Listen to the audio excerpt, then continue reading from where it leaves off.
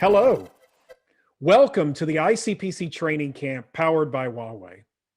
I'm Jeff Donahue, Deputy Executive Director of the ICPC. Recent events with the pandemic have shown us the need for excellence in problem solving. The difference between a good and a great vaccine may mean the difference in millions of lives. But the need for innovative solutions doesn't end with a great vaccine. The ability to quickly pivot work to remote, to coordinate vaccine distribution, and so much more depends on problem-solving excellence. Great problem solvers, though, aren't created in a day, a year, or even a decade. Instead, it involves investment over a lifetime of education, training, and yes, competition. The ICPC community of universities and its partners recognize this need for excellence. We all recognize the need to invest now to support our current problem solvers and develop those yet to come. Of course, investment is only the start. We must have people who are willing to devote their time and effort to hone their talents. It begins with education in our schools and universities. However, the development of excellence is refined through competition. Competition drives preparation. Finishing any place but first in a competition provides a clear direction for improvement. Training camps are an embodiment of this investment by the ICPC community and its partners in future excellence.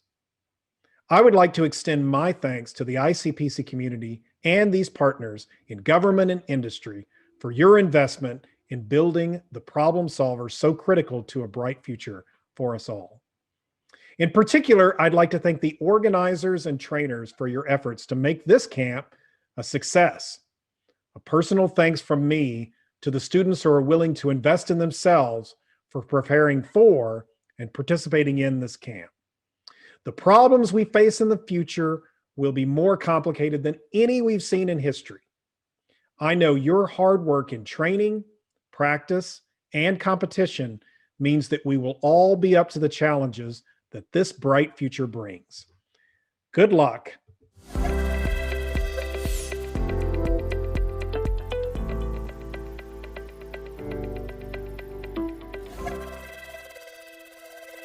同学们、老师们，大家好。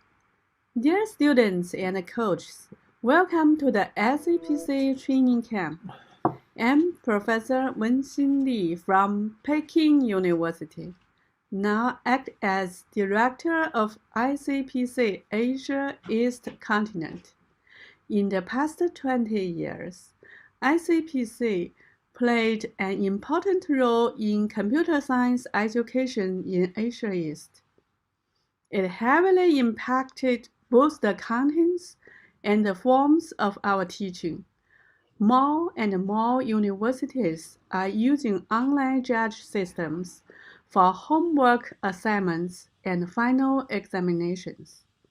Tasks created in ICPC contests became good examples in algorithm design and implementation related courses.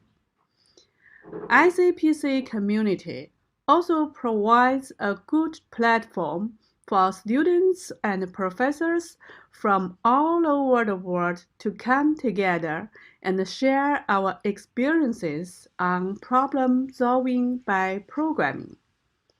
We created new tasks and techniques and learned from each other. In fact, this naturally forms a new type of international university, which is open to everyone on the earth. Recently, we are facing the same difficulty for normal teaching, but fortunately, the ICPC community is still here. Thanks to the internet, we are still connected and still may learn and work together. Though this time we cannot have an offline training camp in Shanghai as planned, we still may expect it happening in the future.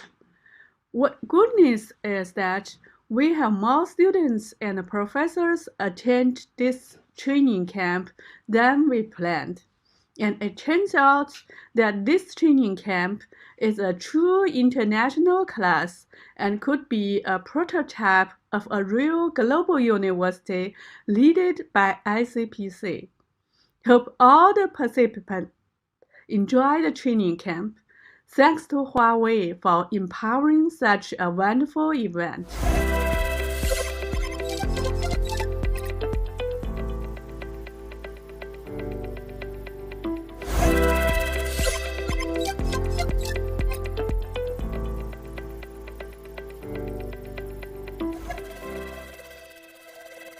Talking about checks, it's one of the harder problems in the set, which we're not sure if anyone's going to solve, but it's an implementation heavy problem. The theory is not too challenging.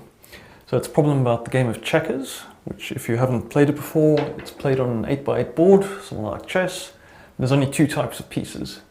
So I've shown white pieces in green here, and there are these small ones which are called men, and the bigger ones are called kings.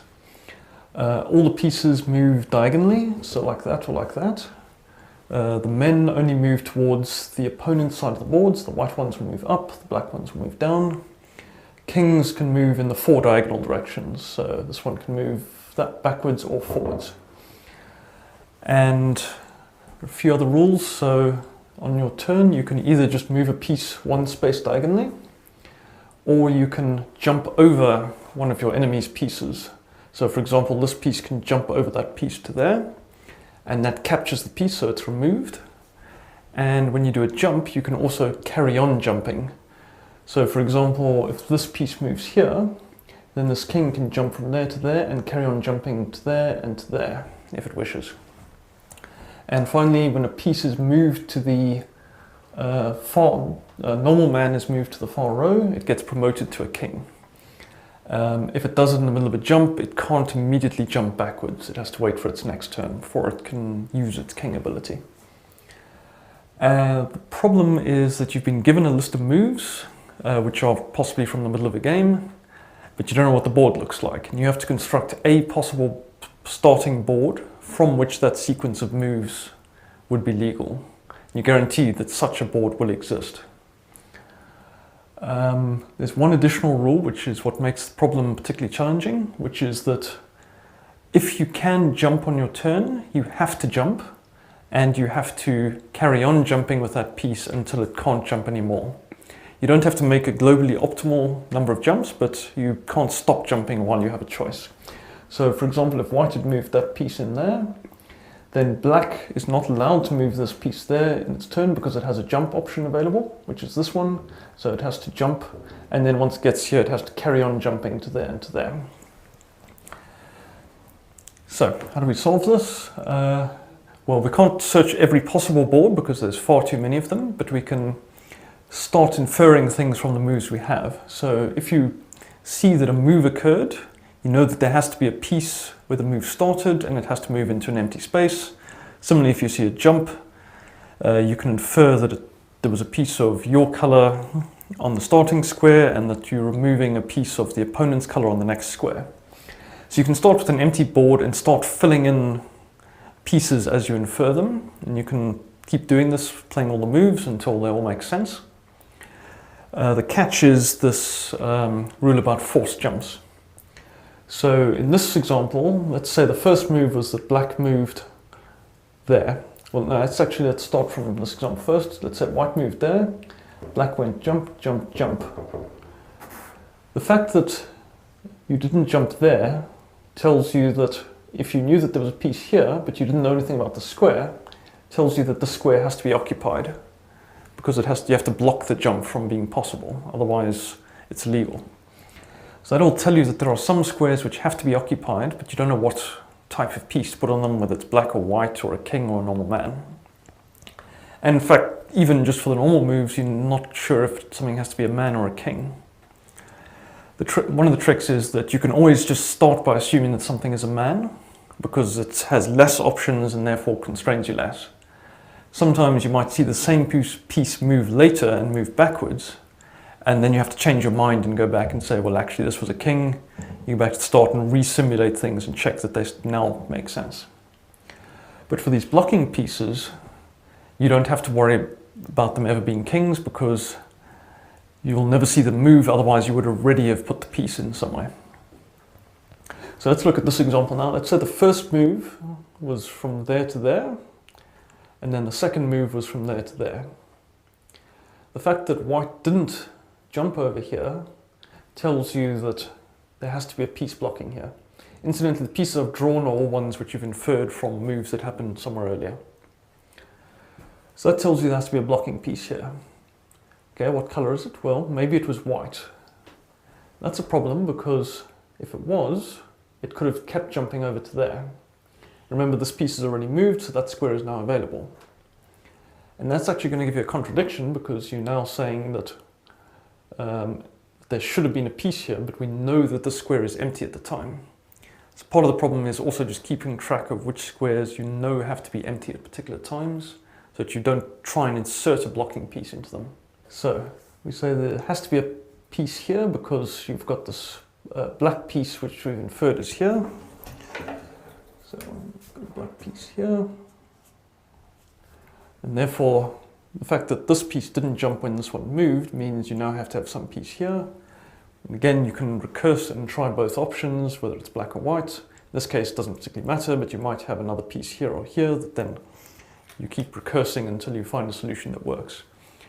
The trick is that even though it looks like there's 32 places on the board these pieces could be, the recursion can't really go that deep because it's very difficult to kind of construct the right patterns, that you have to keep searching all the possibilities and they all don't quite work once you get very deep. So in fact, the solutions tend to run in almost no time at all. So I say it's a very tricky implementation challenge. You've got to get things right, like the promotion rules, the fact that pieces can't jump backwards after they've been promoted in the same turn, that you've got to first put things in as men and possibly upgrade them to kings and recompute it. There's a lot of corner cases to get right, but the idea is reasonably simple. And that's it.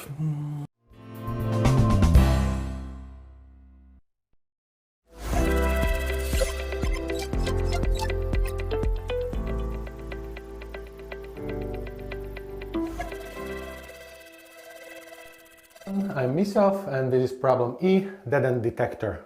In this problem, the contestants are given a map of a road network and their task is to detect all of the dead ends and to place the street signs. So the definition of a dead end is that it is a beginning of a street such that if you drive along the street, you cannot get back without making a U-turn somewhere. And so the task is to detect the beginnings of all of these dead ends and to place the signs, and additionally the number of signs placed has to be minimized. So formally what this means is that if you are driving, it should never happen to you that you encounter a dead end sign and later you encounter another one. So this is clearly a graph theory problem and it has something to do with trees and cycles, because if you have a cycle somewhere you cannot have a dead end, because you can always drive to the cycle, drive around it and then leave in the opposite direction. On the other hand, if you enter some part of the graph that is a tree, then definitely this was a dead end and you will have to make a U-turn. So essentially the task is about detecting these trees that are on the side of the given graph. So how can we solve such a task? First of all, we take the graph, we break it into connected components, and now there are two possible cases. One case is when we get a connected component like this one, that is a tree. What do we see here? If a car starts in a leaf, it's immediately entering something that is a dead end, so it is forced that we have to place the dead end signs next to each of the leaves, and we can easily verify that this is sufficient. So this is how we solve a tree. And if the component is not a tree, what we can do, the easiest solution probably, is to start from the leaves. So as long as you have a vertex of degree 1, you remove it.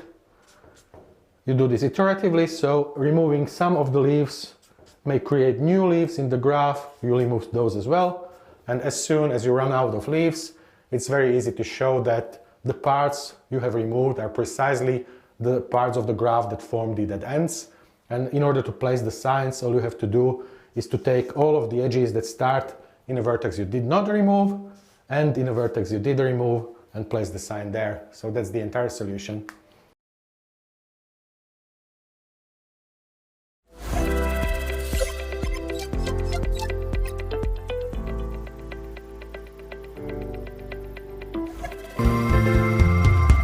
Hello, and so I'm going to explain problem F, which is our hard geometry problem in the set. And so in this problem, you have some rain that's falling on some interval at the top of just the plane. And what you want to do is you want the rain to start at any point on this interval and then follow these tarps that are placed above a winery down and get down to the bottom of the interval. But you can see if I just followed the tarps without this hole here, the water would flow this way and not get to the ending location. So what I want to do is I want to put holes in the tarp at different locations that will actually minimize our minimum number of holes so that there's some rain that can fall through and then reach the winery. So in order to do that, there's almost two big steps to this problem. So the first is I need to find some ordering of these tarps to make it possible to solve the problem simpler and reduce the problem to something that's easier to solve. So I want to put these tarps in order, and so this first step is this left to right sweep. So I'm going to start at a large or a small x coordinate, and then sweep to the right slowly and maintain some sort of balanced set data structure that's going to keep track of where the lines are in relative order to each other. So if you drew a line through all the tarps at some point, so maybe this position, you'll notice that they all have some same relative ordering. So I need to come up with some comparator method there. And then at the start of each endpoint, I can throw them into the set. At the end of the endpoint, I can remove them from the set. And what this does is it creates a sort of dependencies between the tarps. So this tarp needs to come before this tarp in the ordering, and this tarp needs to come before this tarp. So if I create all these dependencies, what I can do is turn it into a graph that I can then run topological sort on to get a good ordering on these tarps. And so that simplifies the problem, and then I can use this simplified form of the problem to solve the more complex version that I'll talk about next. So now we're going to talk about the second part of this problem. Like after you take the geometric element out of it, you have your sorted tarps in order, so it doesn't matter how much they're slanted anymore. But a right tarp goes to the right, like a right slanted tarp, and a left slanted tarp goes to the left in terms of water flow. So you can think of these as like directed edges or something like that, or directed lines, or something like this. So we're processing them all in order, and we can think of this as just like a DP table where the position on a key X coordinate is the number of holes we need to drill to have water flowing at that particular position in space. And so at the very end, when we process our last query, we can know exactly how many holes we need to drill to have something land in here, because it'll just be the minimum of all those values. So it's a little bit unusual subproblem. The first thing that we need to do is whenever we come across one of these tarps, from this range to right before the last key point, we need to increment all these values by 1, because they're positions where we could potentially drill a hole. But the second thing we need to be able to do is we need to be able to flatten any input values in this range, because if water falls over here, it can, and this is a small number of holes to be drilled, then I can start sliding that solution over to the right and replace any solution that's greater than the value that I care about. So what I can do is if I can just process those two types of updates, then it'll be very easy for me to get my answer down at the bottom. So what we're going to do is talk about this array right here, and imagine we want to process an update on this particular subarray. Well, we want to move to the right, but have these values kind of slide and replace bigger values. So our final answer should be something like this, decreasing to the right. And then I also need to be able to do that increment. And it turns out for this problem, it's a little bit easier if you're processing this array, is instead of storing the absolute values here, we store the differences. So if I wanted to increment the range from here to here, I can do a +1 right where this coordinate occurs. And then right after this coordinate occurs, I can do a -1 in terms of deltas. And then what I'll have is, instead of this array here, I'll have where the changes occur. So this is a +2, this is a -6, this is a +3, and this is a -4. If I want to get rid of the increases, I just need to know the positions of positive values that exist throughout the backing array that I'm storing.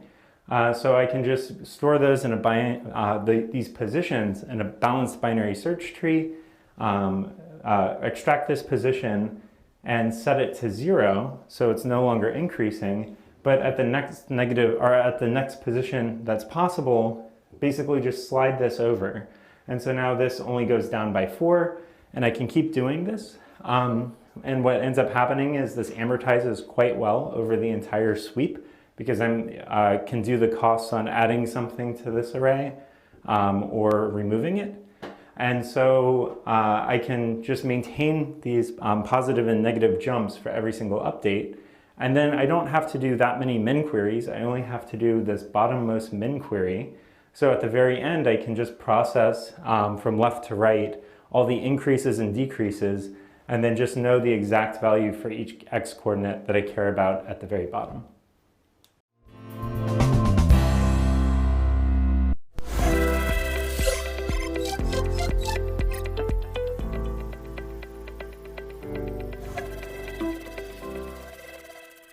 Tip is to write an interactive problem that simulates the judge problem, and that validates your answers and interacts with your code. Interactive problems are kind of difficult because they require ideas. If I want to give a tip, I think many of the interactive problems involve logarithmic approach, the binary, and making a problem half and then solve that. I guess that's it. I have a lot of experience with interactive problem because it's quite popular in Russia. So I think there are really different kind of such problems. So I think there is no one way to solve it. So I think it's kind of the same problem, but it's more online. You have to interact with system and do some you should make decision immediately. So that's it. Yeah, I think interactive problems definitely can be cool. There's some potential that some teams won't know how to do them, especially if they're newer to programming. But I think it kind of definitely opens up a little bit of an avenue for kind of novel problem formats and sometimes like interesting interactive games and whatnot. I do think that it's often possible to get the same type of problem-solving experience from non-interactive problems though. Interactive problems, I've done quite a few on Code Forces. I've done some on Caddis. They're pretty neat. I kind of like how a lot of them are kind of more like you're playing a game, or you have to just logically think through some solution that will just kind of cover everything. And so yeah, I heard that there might be one this year, and if there is one, I don't think there'd be any issue. I think it'll just be another problem. There won't be any hindrance because it's interactive. Good. I've done a number of interactive problems in the past, and I think they're quite interesting because they open up a much wider variety of problems, and they're often somewhat left of field or unexpected, and in a lot of ways I like that because it lets me explore new ideas. Or there's often solutions that aren't just a standard algorithm, or just a mix of two common ideas or whatever. And in that way I often find them very unique, and I enjoy them for that reason.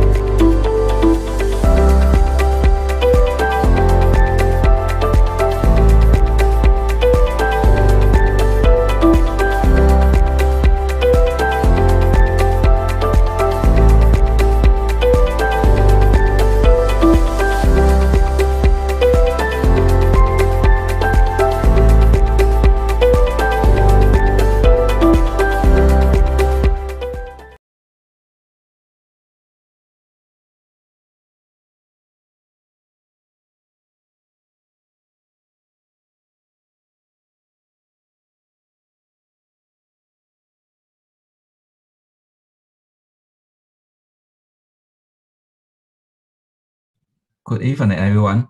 So thanks for your hard work in working on the Common Contest 1 at the ICPC training camp powered by Huawei.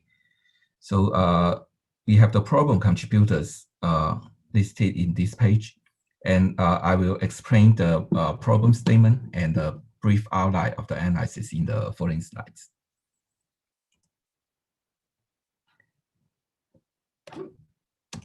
Okay, so problem 1 is a final exam. So the statement is not difficult to understand, but I will go through the outline sketch of the solution so that we will find that it may take some time to work on this problem. So it may not be a suitable problem as the problem A, but let's see the details. So in this problem, we would like to allocate n minutes. M is a real number to prepare for n exams. And then we have an equation to evaluate the points that when we allocate t minutes in the ith exam. And we want to maximize the total points for the n equations, for the n exams. So that is, we maximize the total sum of this function, and subject to the total time allocated is m, and then the time allocated is non-negative, and there's a range for these input settings, and then there's a one number we should pay attention to is that at most 18 exams have the coefficient AI greater than 0.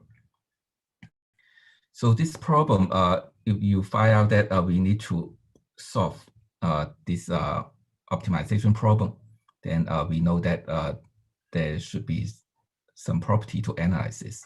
So in a rough thinking, so the function fi seems not concave. So if this is a concave, then it's easy to solve. But it's piecewise projecting. And more difficult is that some AI are greater than 0 and some are less than 0. So they grow in different directions. And then the key idea for this problem is to do some analysis on the property of this fi and the property how we can get the maximal score for each exam. So here we have too much details, but you only need to take attention to the brief property of these equations. So we assume K is the number of exams with a positive coefficient for the quadratic term, and then we can derive a few property for this function. For example, so you can ignore the details, but you can ask the problem setters to get the detailed problem analysis. But here in this analysis session, I will just briefly go through the lemma, but you do not need to look at the details. So for example, we can derive, to simplify the problem, we can derive that the FIT can be written in this way.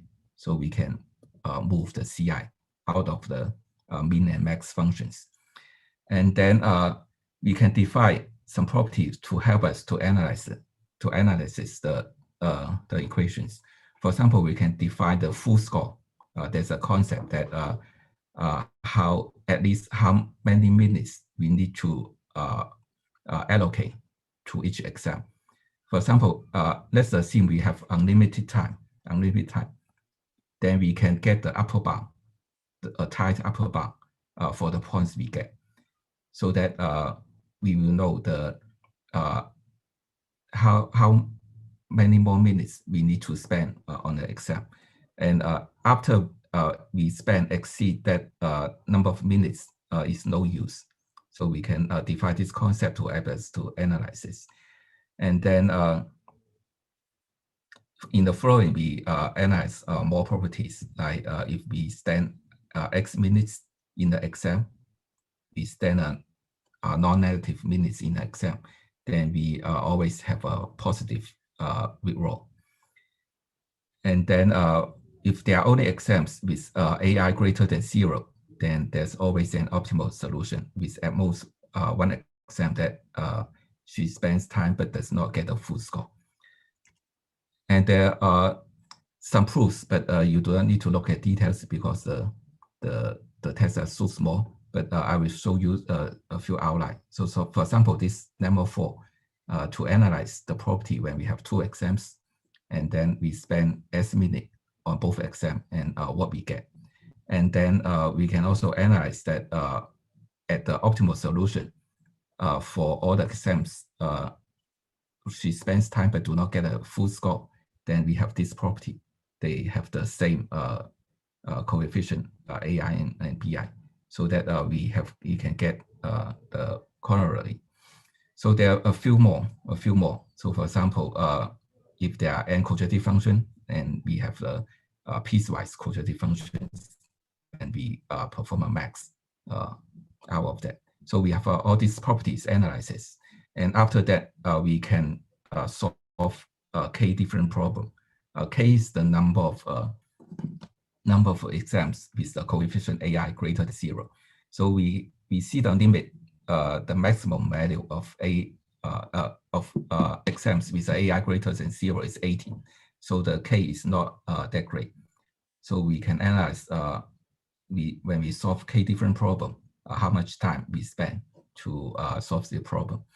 So the key idea for problem A is to analyze the property on the objective function, because it's a piecewise quadratic function.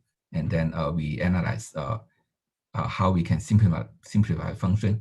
And then when we have only 2 exams, what happened, and then so on and so forth. So this is the basic idea of problem A. So it may take some time to analyze all the details. And so if you're interested, you can work on this problem afterwards. So this is problem A. And then let's look at problem B. So problem B should be easier than problem A. Problem B is, the title is Travel Around China. And then the statement we can simplify as on this slide. So we have the cities and expressways. They form a n by m grid graph with the cost on the nodes. And then we would like to compute the all pairs distance on this graph. And pay attention that the graph is very special. One is that it's a grid graph. And second is that it only has 3 rows, but it may have a very long many columns. It has many columns. So it's a very special graph. And we would like to compute the pairwise, the sum of pairwise distance. And then for this problem, because it's very special and it equals 3, so it's straightforward. It's straightforward to consider a simpler case. So it may be very straightforward that when we consider a simpler case when n equals 0, when n equal to 2. And in this case, we can use divide and conquer to solve this case. So we can derive the property that the shortest path will stay inside the bounding box because it only has 2 rows.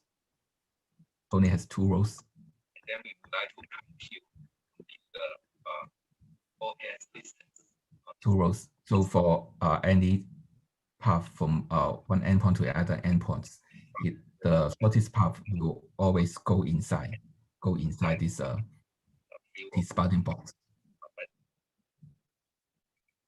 Inside this bounding box.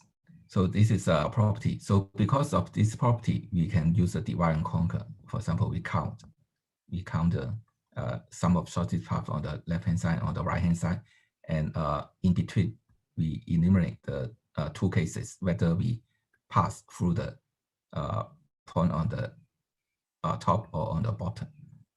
So this is the simpler case when n equals to 2. And can we extend the idea for the case n equals 3? The sample input tells us that detour may be needed. So I forgot in detail what's in the sample, but as far as I can remember, we have the cost 1, on the edges, and we have a cost 100 in the middle. So that means if we go from this edge, this node to this node, so the path may not lie within this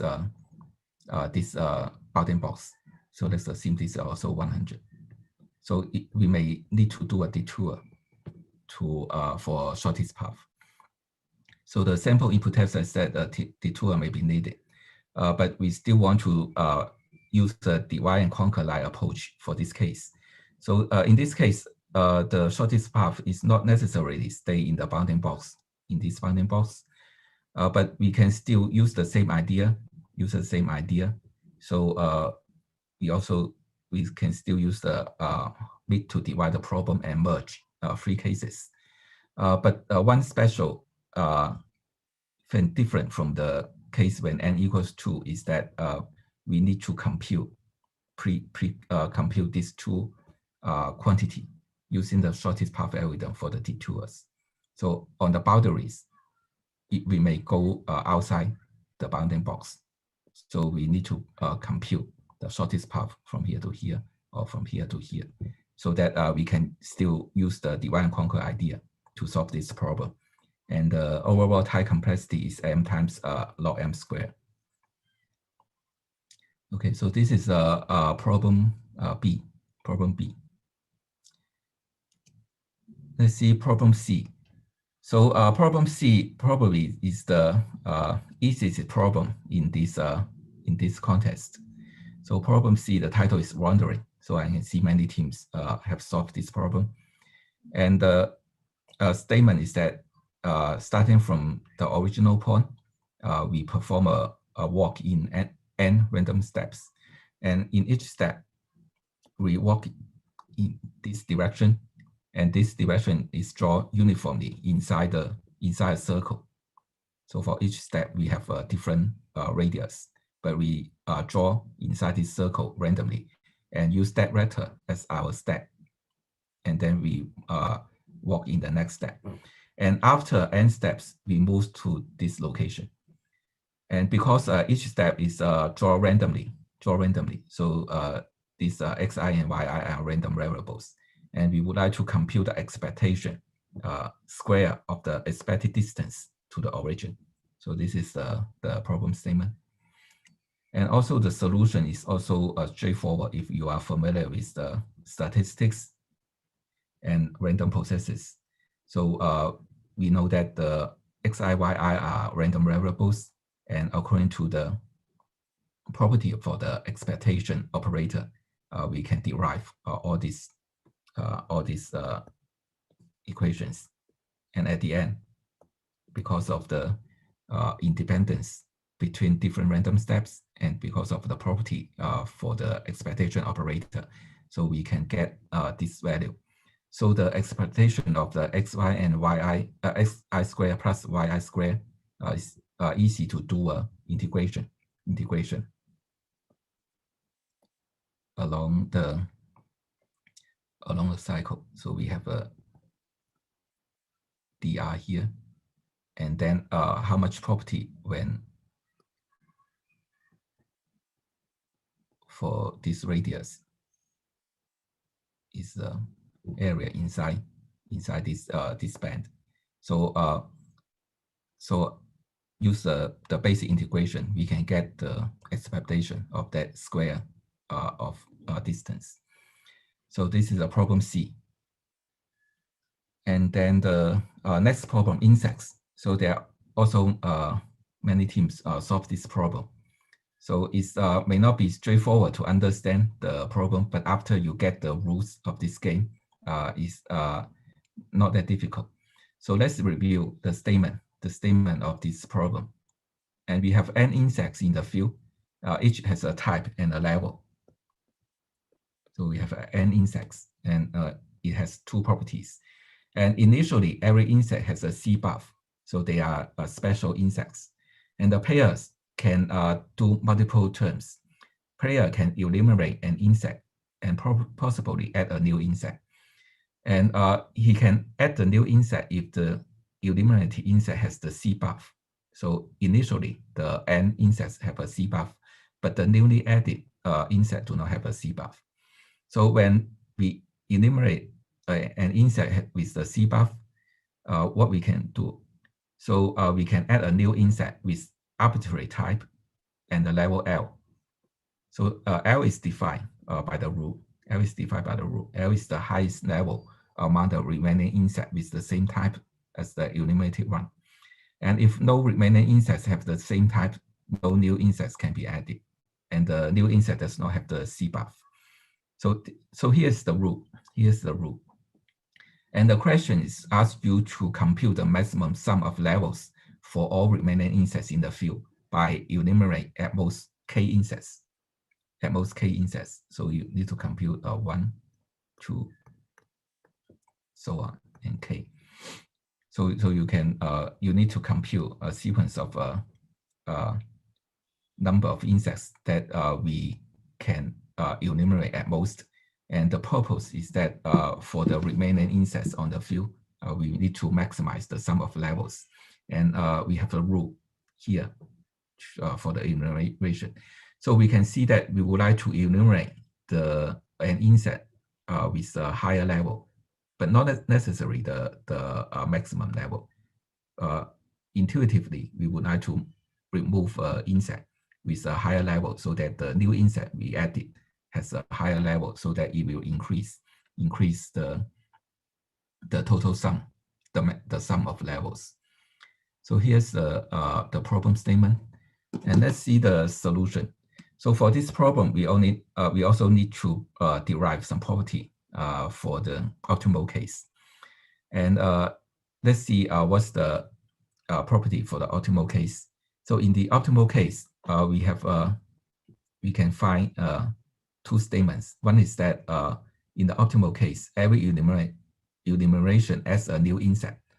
Otherwise, because the problem asks us to compute the maximum sum of levels when we do at most k enumerations, so we can just ignore the enumeration if it does not add a new insect. So this is the first property. And the second is that in the optimal case, every new insect has the same level L, So how can we derive this property? For any optimal case, you can always construct another optimal one, so such that all new insects have the level L.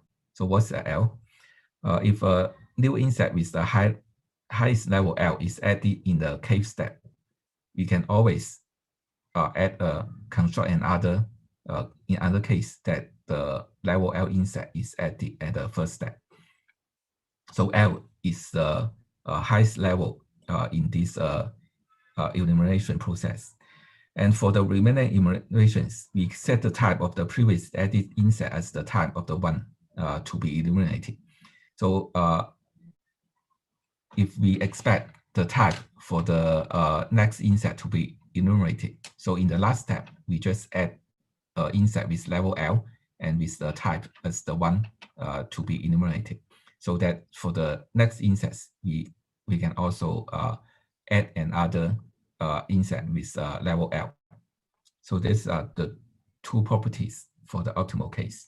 So after we analyze those, this problem is relatively easy to solve. Let's see, we have questions.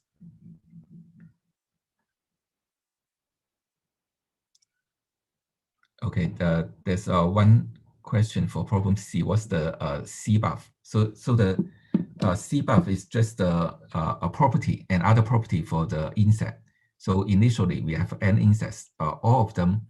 After we enumerate, you can add 1. But for the added insects, it will not have the C buff. So when we enumerate insect without the C buff, we cannot add a new insect. So that's the C buff. And then yes, the courseware will be given. The courseware will be given. Okay. In reality, it's a game. It's a game. It's not a reality case. So it's like you're playing a video game. Okay. Yeah, and the algorithm we enumerate the type for the enumeration at the first step, right? Because according to this property, so we know that every new inset has the same level L, but what L we should perform in the enumeration, we do not know yet, because it's not necessary the maximum at the beginning is the best, because we care about the increase of the levels, not the value of the levels. So we need to enumerate the type at the first step to determine what's the L. And then we add k new insets.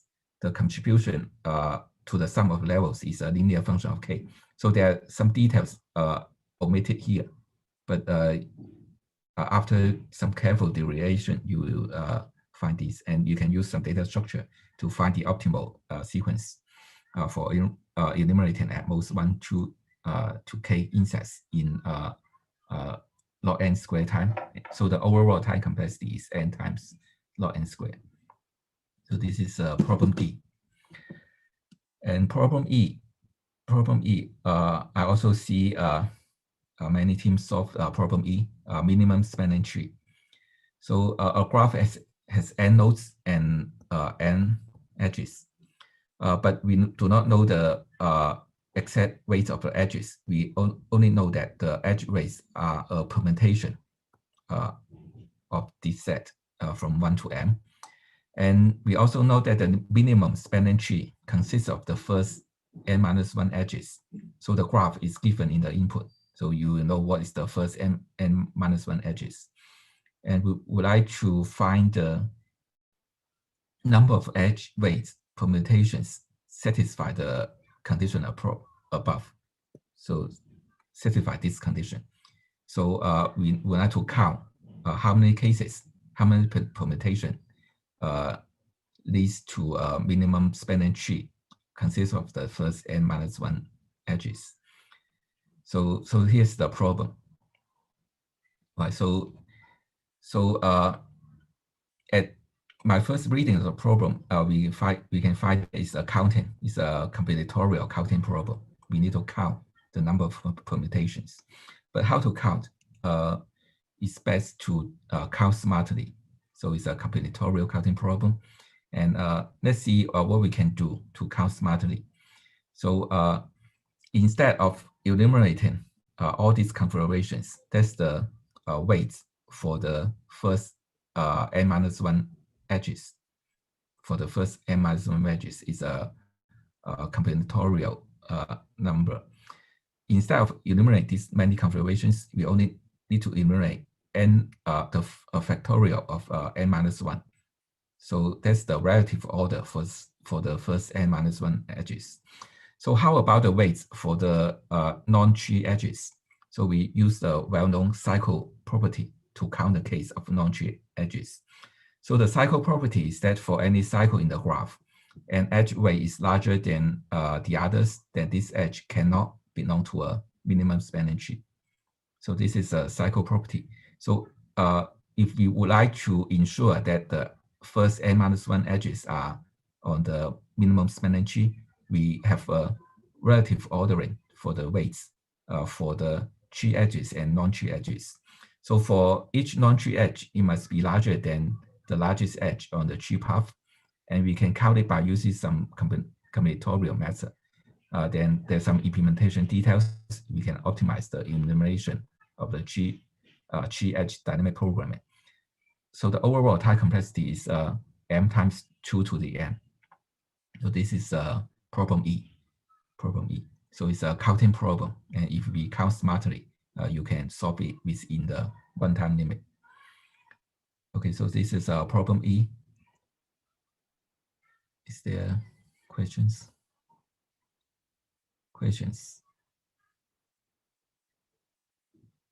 Okay.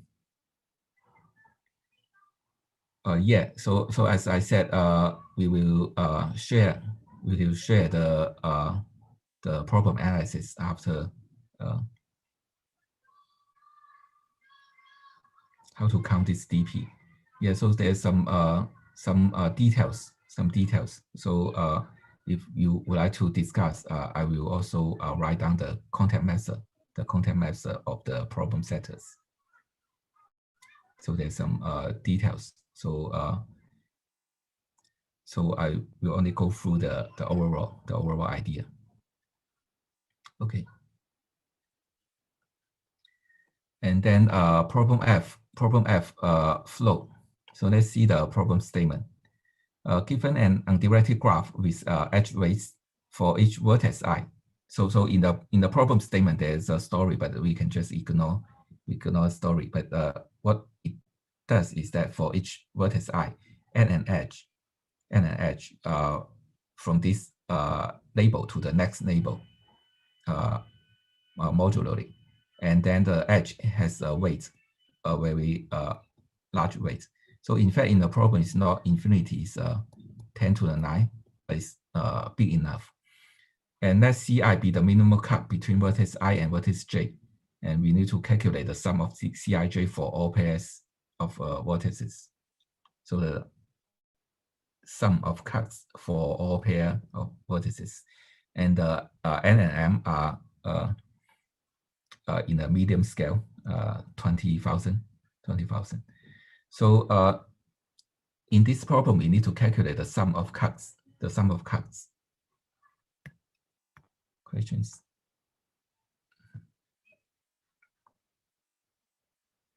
Yeah, so that's the problem setter.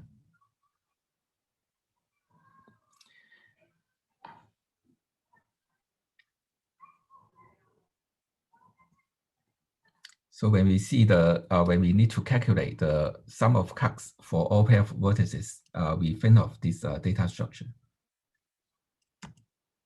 We think of this data structure, the Gormley-Hu tree. So this data structure is capable of computing all pair min cut in ON or 9 queries instead of n square queries. So it's an all pair min cut. So it's a straightforward implementation is to just compute all the pairs. So because they are n square pairs, so we need to query the cut for n square time. That's the straightforward approach. And when we use this data structure, we can reduce the number of queries from n squared to ON. So the remaining issue is that how to compute Cij, how to quickly calculate Cij. That's the cut. And remember that the graph we perform the cut is a special graph because of the newly added the infinity edges. So it forms a circle. Assume we label the nodes in this way. So we have this very thick edges form a circle. So every min cut, it must cut the circle into 2 halves. So it's in other cases, if we cut more than 2 infinity edges, then the weight will be much higher. So every min cut must cut the cycle into 2 halves. So this also can easily derive from the property of this graph. Essentially, 2 infinity edges in Cij are cut. And let's see define another quantity to help us to calculate Cij.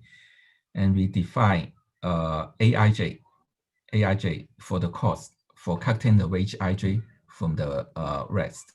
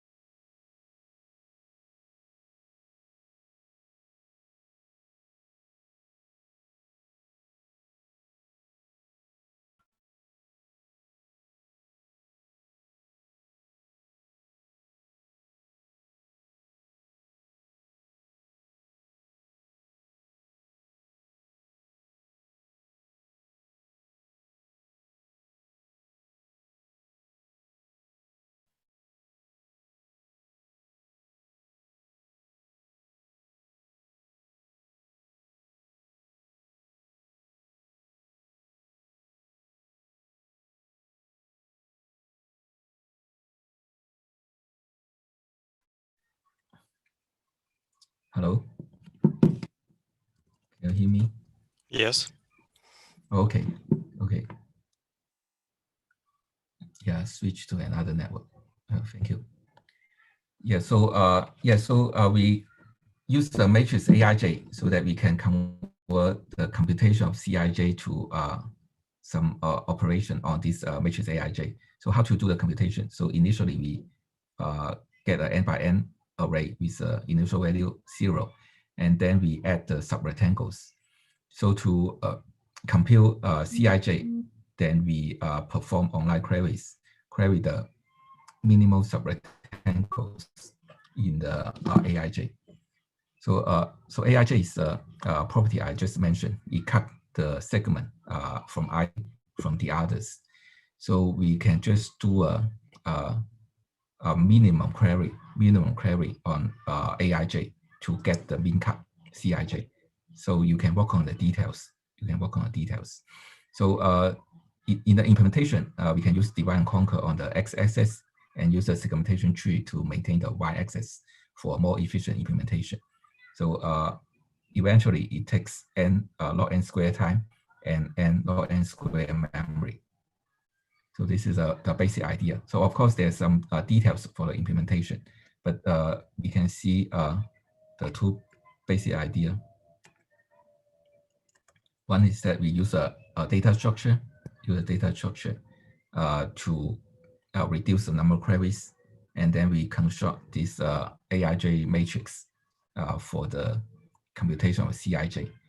And then because of the relation between AIJ and CIJ, we can use some efficient data structure for this task. So this is a problem F. And let's see this one. Problem G, revenue. So let's read the problem again.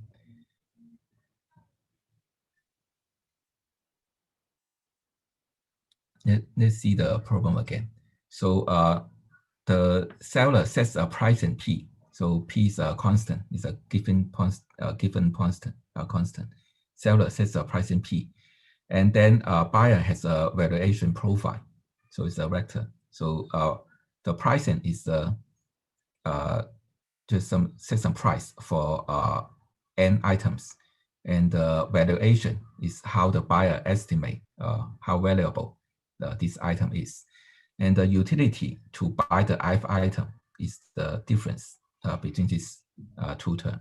So when the prices gets higher, then the utility becomes smaller. And if the valuation gets higher, then the utility increases. So the buyer will purchase a single item with the maximal positive utility or buys nothing. If the utility is 0 or negative, then the buyer buys nothing. Otherwise, it will buy the one with the maximal positive utility. And if there's a tie, the buyer will buy the one with the lowest price. And seller knows that V is a random vector. So you can imagine that previously we only described for one buyer. So let's assume there are many buyers. So they evaluate the items in different ways. So we can think about it as a random vector. So seller knows V is a random vector, and then he also knows that the VI follows a no marginal distribution Fi. So it's a discrete distribution. So Vi is one of the k values, and for the property of each value, we also know the probability. But the correlation among the VIs and the joint distribution are unknown. So the task is to help the seller to estimate the minimum expected revenue. So this is a problem statement, and the proof is quite complicated. But I will show the sketch of the solution, so that you may derive the details afterwards. So let's see the basic idea. The basic idea is that the joint distribution of the VI is unknown, and we need to estimate the minimum expected value. So how to get the minimum expected value? then we can construct a worst case joint distribution because it's unknown. And we need to find the minimum expected value from all possible joint distribution. So one way is to construct a worst case joint distribution. And to make the thing simpler, the worst case joint distribution is the one that all the valuations are perfectly coupled. So we have a formal definition, but here we just present it intuitively. So how is the perfectly coupled is that if we draw a single random variable uniformly from the range 0 to 1, it determines the whole valuation profile. So there's one intuitive explanation, but it's not formal. So our task is to construct a correlation to minimize the revenue. So to construct a perfectly correlated valuation to minimize the revenue. And the basic idea is that so many items, right? And the buyer will buy the one with the biggest utility. So the idea is that we create a correlation that for the biggest utility, the buyers buys. In that case, we try to put as many possible as in that case for all the other items with a smaller utility, but with also with a greater price. So we would like the seller to sell at lowest price so that we can get the minimum expected revenue. So that's a basic idea. And of course, there's some proofs and constructions, but I will ignore those parts and show the sketch of the solution. So if we implement the solution, is not that difficult, but of course, to derive the property is it will take some time. So we sort all the entities, so we get many pair of the valuation and properties, so we can expand for each item and each case. So we get all these pairs, and we sort them with the descendant utility. So so it forms a sequence. So we process this sequence one by one. For any previous length k of this sequence, we insert the kth entity in the mean price heap, in a heap, and then the top of the heap is the one with the minimal price for the previous added entities. So we add these entities in this heap. And let Sik be the sum of probability of the ith item at length k, and Tk is the maximum of this probability. So next thing we do is we get the entity from the top of the heap, and it consumes this amount of probability. Because we have one step, and then we may increase, or we may stay in the previous probability. But if there's some extra non-negative probability we add, we can look at the top of the heap, and then we reduce this amount of probability for that entity. And if all the probability for that case are already consumed, then we pop it from the heap.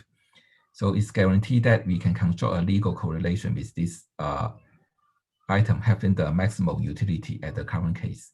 So although it's a deterministic algorithm, but in case we are constructing the correlations in the joint distribution. So we follow this algorithm until Tk equals 1. So this is the sketch of the algorithm, but of course we skip something in between. So previously we have a basic idea to construct a worst case joint distribution, and here's an overview how we construct that. But there's some details behind. Why it can guarantee a legal correlation. But this is the basic idea. The basic idea is to construct the worst case joint distribution such that every time we buy is at a lowest price. So that's the basic idea. And we need to guarantee that in that case, it is the maximum utility. So these are the conditions to consider in this problem, problem G.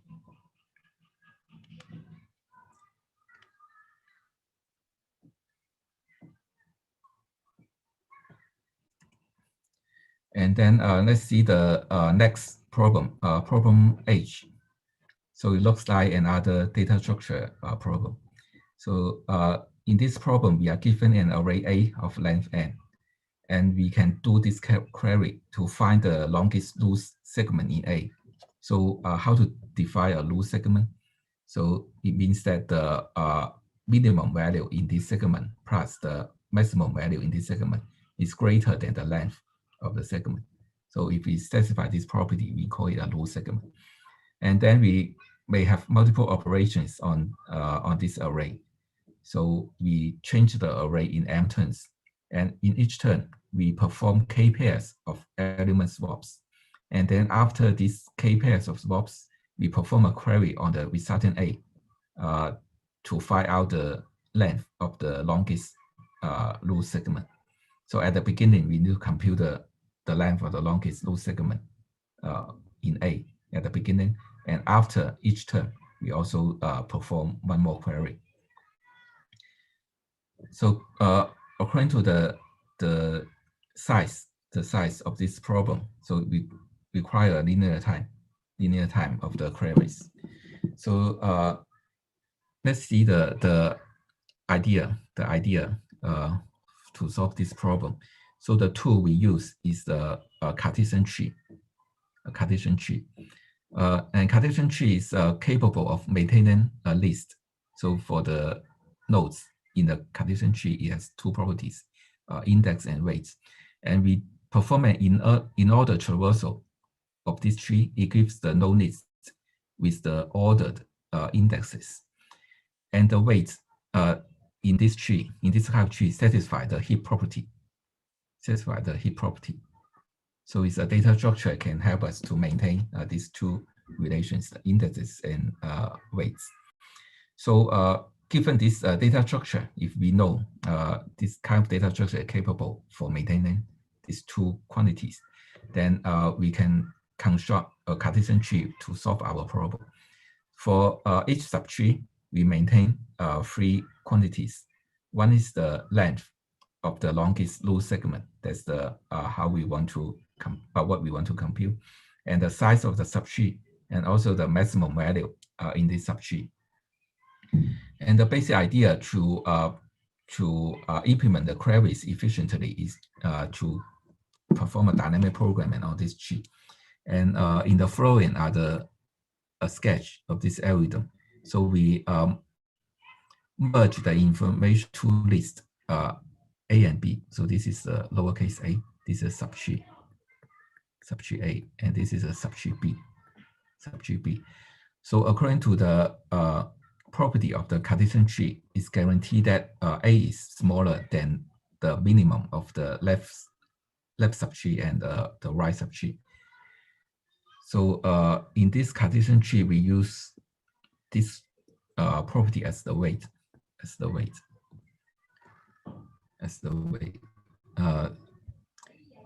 And then there are multiple cases. So assume the max is the maximum value of the left subtree is smaller than the maximum value in the right subtree. So here's the case for the following analysis. If this is the opposite, we can derive similarly. So if the maximum value of the right subtree is greater, then we may try to get a longer one. So this property, this condition is get from the definition of the loose segment. So if you remember, loose segment is that the length smaller than the min plus max. so because of this property, A is smaller than this. So A is the mean. A is the mean. And then B is the max. So if we merge these two, so B length plus 1, B length plus 1 is the length of the list after we add A to the right segment. So if we satisfy this property, then A and the B subtree forms a loose segment. So this is a possibility to form a loose segment, and then we extend to the left to compute the longest loose segment. So this is the answer. So this is the case. And for the other case, if A plus the right subtree does not form a loose segment, then the answer is the longest loose segment from the left subtree or the right subtree, and the proof are omitted. So this is the basic idea for the dynamic programming. But here we use the data structure of the Cartesian tree for us to maintain these values and perform an efficient query for this value. So this is a problem H. Okay, and then we have two more problems. So the remaining two problems are more on the properties of graph on the streams. So here problem I is a color. So let's review what's inside this problem. So we are given a complete graph with n vertices, and each edge has one of the m colors, and no two adjacent edges have the same color. So this maybe I added by mistake. So I'm not sure whether the text case has this restriction, but probably it's not. Sorry, I made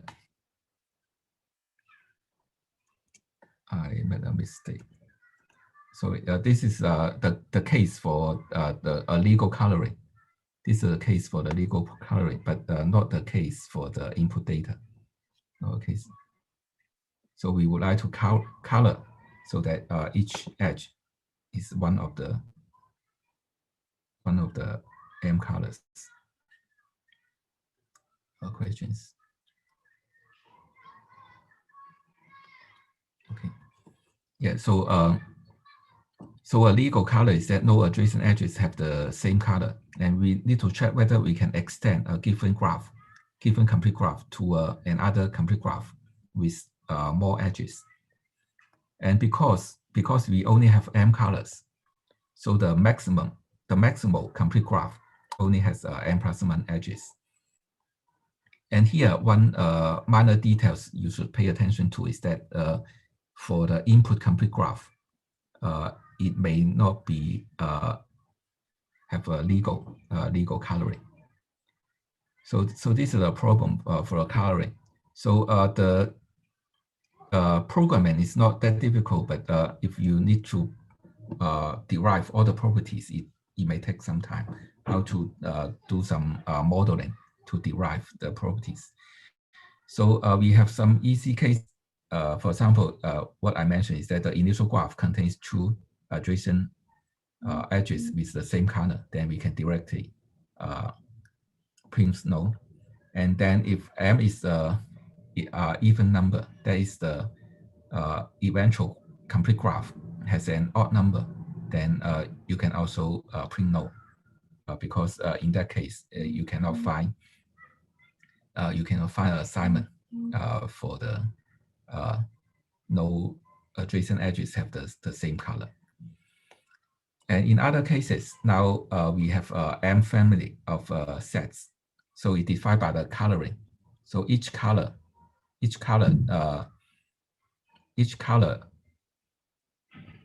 so we have M colors, each color defines a family of sets. So when two vertices connected by the same edge, they are in the same set. Right? So each family contains this many sets, and each set contains 0, 1, or 2 vertices. So we denote as 0 set, 1 set, or 2 set. Right? So we do this modeling so that from the coloring we can have a M family of sets. And with the first M points given, we can add 1 to n vertices into the sets. So if here are some family contains greater than these many sets, then we can also output no. So otherwise, we can just print the answer yes.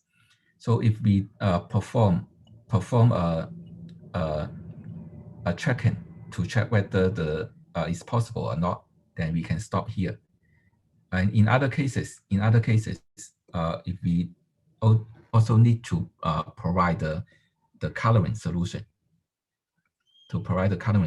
then we can do the following things. So to show that we can add n-1 vertices. So consider we already have these many 2 sets, and we need to add more. Right. So at the beginning we have n vertices, and we need to add to n-1.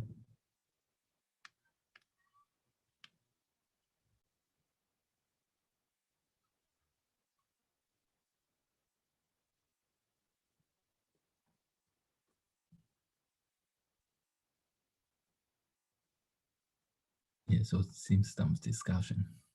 Okay. Yeah, so so these 2 numbers are from the cases that at the beginning we have n vertices, and at the end we need to maintain this many m colors. It's m colors. Yeah, so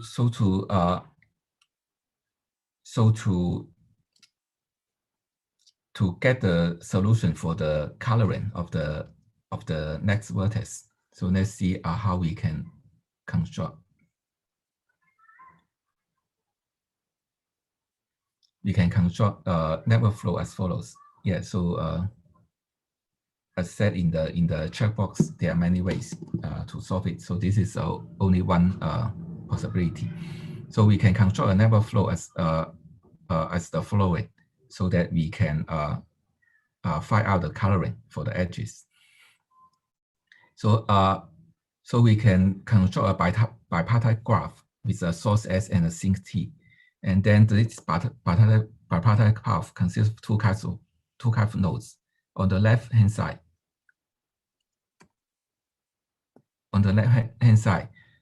it represents a family. So the family means the colors. On the left hand side is the colors. So colors defines the families of the sets. And on the right hand side, it represents the 0 set and 1 set that we already have. So intuitively, on the right hand side is the nodes that we need to find out the coloring. So given each family an edge SA with we set the capacity 1, and for each 1 set is the edge to the sink. We also keep it as a capacity 1, and give the 0 set and add to the sink with a capacity m. So if a family A contains a 1 set or 0 set, we draw an edge from capital A to lowercase a with capacity 1. So we can construct a maximum flow by giving each edge in A. So after solving this network flow, because the property for the network, we can have a integer maximum flow, and then we can use the edges to find out the assignment. So we have on the left hand side, these are the color, and on the right hand side, on the right hand side. So it's the vertices. So in this way, we can find out the vertices plus one 0 0 set. So in this way, we can find out the coloring of the edges after we perform a network flow on this graph. So we can find out that if there exists a legal solution, we can always find out the coloring. So this is one possible solution to problem I. Okay, so the last one. So probably there's some data we need to check. We need to check for this problem afterwards to see whether there's some mistakes. But here, because the problem statement is relatively difficult to read, so here I will help everyone to read the problem again. So I simplify the statement into these slides. So the problem J, horses. So there are M horses in a QA. So to make it easier to understand, so we call it a string. Because we have horses, and to represent the horses, we only use the type of the subspecies of the horse as its name. So we do not have M labels, we only have N labels. And there are N subspecies of horses, so we call a horse a character. So that the Q is a string, and one horse is one character. And some horses are friend subspecies. So if two adjacent horses in the queue belong to friend subspecies, they may swap in the queue. So that so because we call a queue a string, so that means that if the characters satisfy some have some relation, we can swap adjacent characters. And then because we can perform swapping, then we can define the equivalence. We use this symbol to represent the equivalence. So what are two equivalent strings? If one string can be generated from the other one by the legal swapping. So what's the legal swapping? There are some characters we define. There are some friend characters, so that we can swap the locations if they are adjacent and if they are friend. And if we can generate one string from another by these legal swaps, we call these strings equivalent. And the problem statement is relatively difficult to read, but the basic idea is to find the minimal commuter B of string A. So what do we mean by the commuter? So if this string BA is equivalent to string AB, so we call B is a commuter. And then the minimum means that so the B cannot be decomposed into smaller substrings. So if B can be decomposed and the C and D are also commuters, then B is not minimal, right? Because we can always do this because B equals CD. So for CDA, we can convert it to CAD and then ACD. So because B is not minimum, if B can be decomposed, then we do not need to count these B's. So B cannot be decomposed into CD such that both C and D are commuters. So this is one meaning of minimum. And the other meaning of minimum is that B is lexicographically the least. And our problem is to count the minimum commuter B of string A. So this is the problem statement. The problem statement.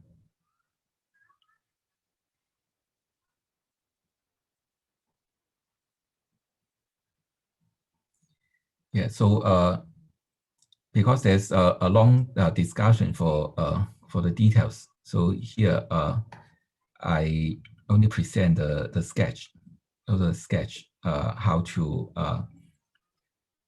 to solve this problem. So there are two kinds of minimum commuters of A. So the one case is that a character can swap with all characters in A. So this is the first case of the minimum. So it consists only one character, but according to the friend, we can swap with all characters in A. So of course, this single character is one of the minimum commuters. So we can simply count these cases. And the second case is that ignore the characters not in A. We only consider characters A. The string consists of a single connected component in the complement of the frame graph. Then this is the case A. So we have a frame graph. The frame graph means that if there's some adjacent character, we can and if they are friends, we can swap it. And the complement of friend graph is that we cannot swap.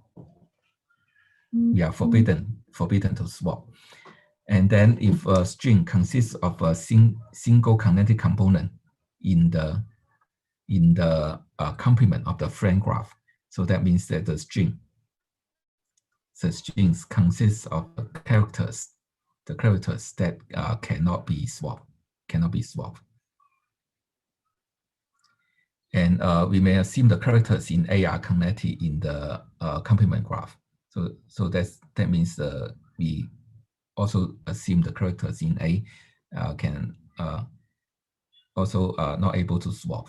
Otherwise, we will do more effort to derive the actual cases. But here we only consider the simpler cases that characters in A are connected in the complement graph. And in other cases, we can convert to these simpler cases. And then we show that if this is the case, if A and B commutes, the shorter one can be a prefix of the longer one. And by induction, we can prove that they are the repeated of the same substring. They are repeated strings of the same substring. And so in this case too, we only need to calculate minimum C. So in this case, we need to pay attention that for the string, for the equivalent strings, it's not necessary to get one from the other by swaps. So here's an example. If A equals 1, 2, 1, 2, and 1 and 2 are not friends, and B is this pattern. So we also have the property that AB equals BA. We do not need to do any swap. So this case is it also satisfies the property for equivalence. Right? One can be generated from the other by legal swap. So we can perform 0 swaps to get BA from AB. So this is also the case. So this case is what we mentioned in here. So it's the case that we do not perform swaps because A consists of all the characters cannot be swapped, and also B also consists of all the characters cannot be swapped. So this is the only case that AB equals to AB. So by induction, we can find out that both A and B, if they commute, so they are the repeated of a pattern C. So A is a pattern C repeated by I times, and B is a pattern C repeated by J times. And so in this case, we need to calculate the minimum C. So to find out the cycle. So we in the following are some details. So cyclically, we move the biggest character to 1 and calculate the minimum representation by topological sort. And then we cyclically move the biggest character to the front again and calculate the minimum representation by topological sort, and then we use KMP algorithm to calculate the minimum P area. So these are the related to the string operation, and at last we move C prime cyclically back to get C. So here's the case 2. So and here is an example of case 2. Of course, after the problem analysis, we will communicate with the principal camp and also the Yandex whether how we can share the problem online, and then you can also practice more to solve remaining problems. Okay, so it seems the problem setters already solve a lot of problems, and that's all of the problem analysis, and thank you for listening.